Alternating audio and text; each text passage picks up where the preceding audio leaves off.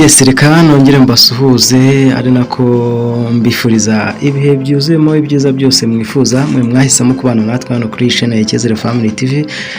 Mu makuru n'ibiganiro tugenda tugarukaho umunsi ku munsi. Inshuti zacu aho mugiye muherereye mu mpande zigiye zitandukanye, bifurije gukomeza kumererwa neza cyane. Mwibutsa wowe utarakanda subscribe kugira ngo ujye ubonera amakuru yacu n'ibiganiro ku gihe. Icyo bigusaba nta kindi, kureba munsi ya video ugakanda subscribe, ugakora share, like na comment, hanyuma amakuru n'ibiganiro byacu bikajya bikugeraho gatanu kuri gatanu.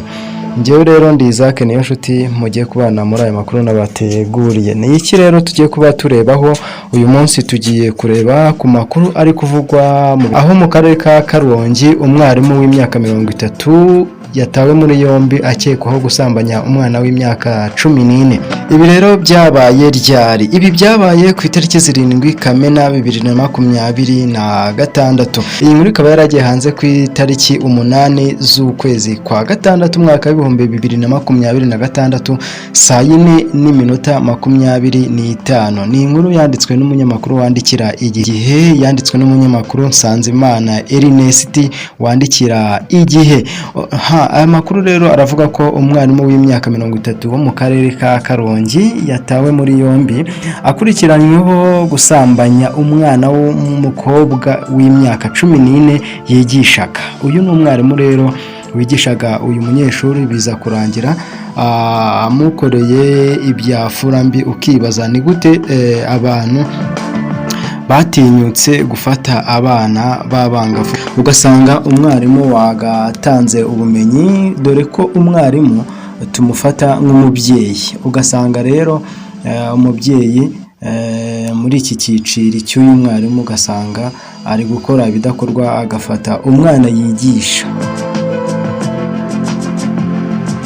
Ibi rero byabereye he? Ibi byabereye mu mudugudu wa Gasharu, akagari ka Gacaca, umurenge wa Rubengera, ku itariki 7 Kamena 2026. Uwineza Aline utuye hafi y'aho uyu mwarimu akodesha yabwiye Igihe ko saa 3:30 z'ijoro bumvishe umwana arira mu nzu y'uyu mwarimu. Ni nyuma y'aho uwo mwana w'umukobwa w'imyaka 14 yari yagiye kuri uwo mwarimu, ariko ajyana na musaza we ari nawe wari uri kurira mu cyumba cy'uruganiriro, kuko umwarimu yarajyanye mushiki we kumusambanyiriza mu cyumba. Ati si ubwa mbere yarabikoze, uyu mwana w'umukobwa yatubwiye ko yaramusambanyije bwa kabiri. Ati twe tubizi ko asanzwe asambanya abana b'abakobwa, ariko tukabura icyo dushingiraho.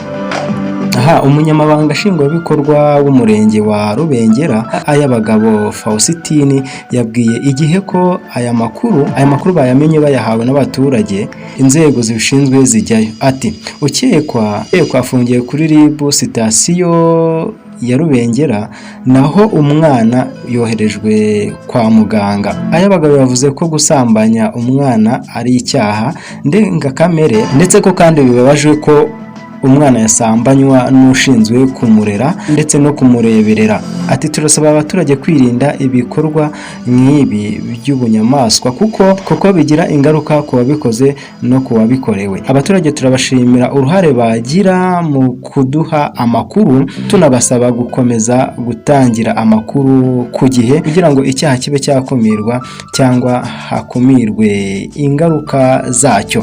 Umwana bikekwa ko yasambanyijwe yiga mu mwaka wa 6 w'amashuri abanza. Ngaho nguko umwana uwo wiga mu mashuri abanza ya primaire, umuntu nyine nk'uyu nguyu w'umwarimu, koko wasanga uyu mwarimu aba afite inshuti ze z'abakobwa aba afite bagendana, ariko yarangiza agakora ibintu nk'ibi ngibi bidakorwa, ugasanga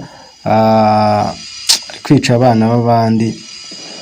Ugasanga rero ukibaza ni gute umuntu w'umusore cyangwa se w'umugabo afata umwana ufite imyaka nk'iyi ngiyi. Koko basi ari umwana wawe bafashe, warangiza nawe uyu wamufashe nawe ukamufata, byarangira bite koko kwangiriza umwana? bamukande, ibi ntabwo ari byo rwose, kwangiza abana ntabwo bikwiye.